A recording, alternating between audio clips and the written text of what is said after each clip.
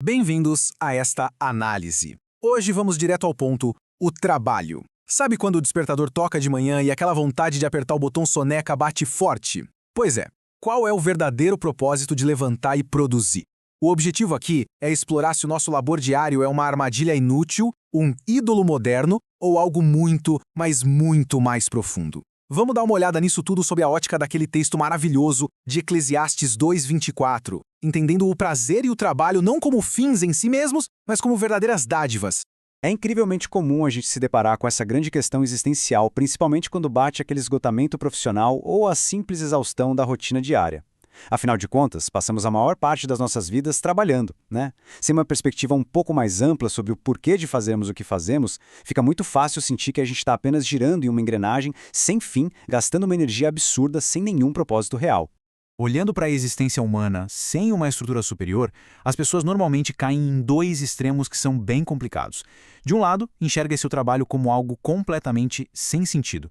Sabe aquela labuta fútil, estressante e interminável que só leva a gente para o túmulo? Pois é. Do outro lado, faz-se exatamente o oposto. A carreira vira um verdadeiro ídolo, a fonte máxima de identidade e validação. E a dura verdade é que nenhum desses dois caminhos traz paz de espírito para ninguém. O antigo livro de Eclesiastes chama essa visão secular de vida de viver debaixo do sol. É uma perspectiva super restrita, onde todo o esforço e a sabedoria humana terminam, mais cedo ou mais tarde, na sepultura, o que gera uma angústia existencial profunda. Se a visão de mundo se limita apenas ao que existe aqui e agora, toda a ambição acaba parecendo, no fim das contas, o mesmo que correr atrás do vento. Ninguém aguenta viver assim por muito tempo.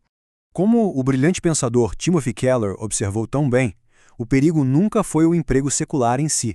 O grande problema começa quando a gente usa o status da carreira, o salário no fim do mês, ou a nossa projeção acadêmica como um tipo de salvador. É aquela tentativa constante de extrair do trabalho um senso de valor intrínseco que, na verdade, deveria pertencer a uma dimensão puramente espiritual. Inevitavelmente, essa busca exagerada leva a um esgotamento brutal e um sentimento esmagador de vazio.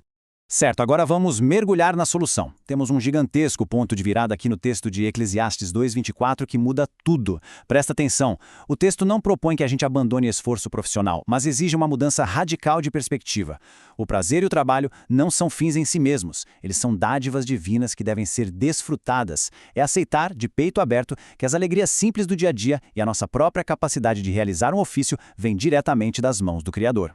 E para entender como um mundo marcado por tantas dificuldades ainda consegue produzir avanços humanos incrivelmente belos, a gente precisa olhar para um conceito fascinante da teologia reformada chamado graça comum.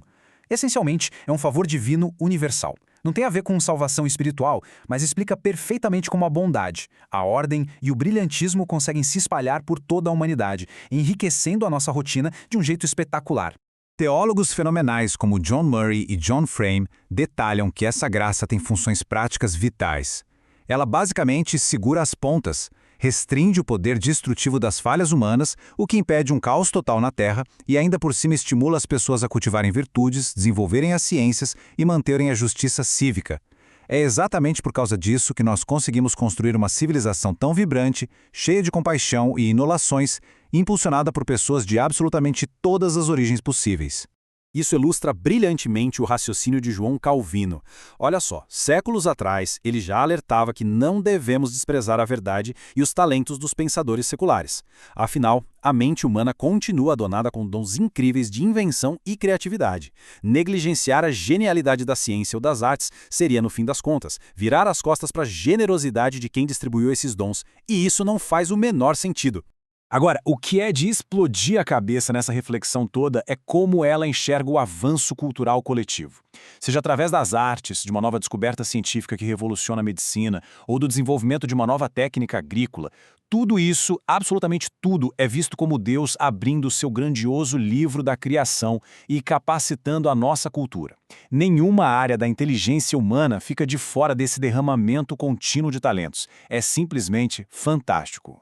O mandato cultural, o trabalho como responsabilidade divina. Avançando um pouquinho para o conceito de vocação, o ponto central aqui, conforme explicado por estudiosos de peso como Herman Bavinck, é que o trabalho nunca foi concebido para ser uma maldição. A gente tem essa mania de achar que é castigo, mas não é. Ele já estava lá no Jardim do Éden, bem antes de qualquer problema. A humanidade foi instruída a cultivar e proteger a terra desde o primeiríssimo momento. e significa que o esforço faz parte da nossa essência.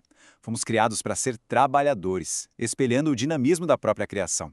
Historicamente falando, essa perspectiva virou a sociedade de cabeça para baixo ao dar para o trabalho puramente secular uma nova e belíssima dignidade sagrada. Consolidou-se a ideia incrível de que não existe tarefa honesta que seja humilde demais, desde lavar a louça em casa ou arar a terra no campo até governar uma metrópole. Toda ocupação carrega um brilho especial de dignidade se for feita para servir ao próximo e honrar o plano maior. O sagrado desceu direto para a rotina da fábrica e do escritório. O sociólogo Max Weber notou perfeitamente como essa ética protestante alterou profundamente o foco da ação econômica.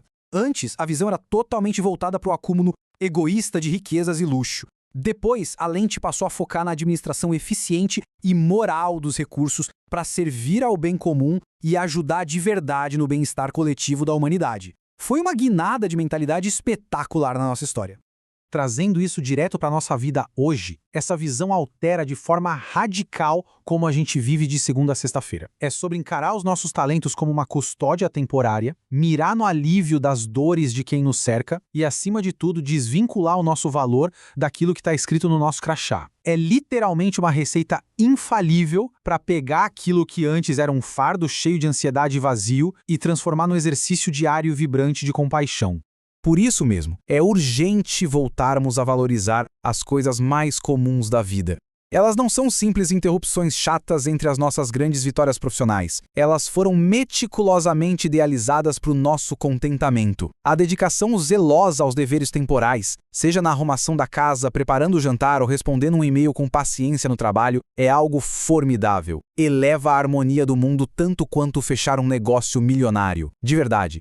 Para fechar nossa análise, precisamos levar essa reflexão para casa e reformular de vez a nossa motivação por trás do labor diário. Se aquelas 8 horas por dia no escritório são consideradas o alvo supremo da nossa existência, o cansaço contínuo vai ser a nossa única recompensa.